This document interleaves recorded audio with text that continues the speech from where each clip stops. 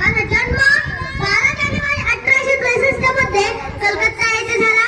लहानपणी जसे तुमचे टोपण नाव असे ते मलाही सर्व नरेंद्र म्हणून ओळखायचे. रामकृष्ण परमहंस हे माझे गुरु. मी पाश्चात्य जगाला भारतीय तत्वज्ञान शिकविले. 1993 मध्ये शिकागो येथील धर्म परिषदेतील माझे भाषण हे अतिशय प्रभावी होते. मी 1897 मध्ये रामकृष्ण मिशनची स्थापना केली, ज्याद्वारे शिक्षण आणि सेवा कार्य केले जाते. मी तरुणांना शारीरिक व मानसिक दृष्ट्या सक्षम बनविण्यासाठी योगाचे महत्त्व सांगितले. मी भारतीय संस्कृती आणि अध्यात्माचा गौरव जागतिक स्तरावर केला. माझे विचार आजही तरुणांना आत्मविश्वास आणि पॉझिटिव्हिटीची प्रेरणा देतात.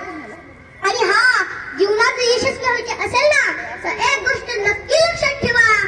उठो जागो, उठो जागो और तब तक मत रुको जब तक लक्ष्य की प्राप्ति ना हो जाए.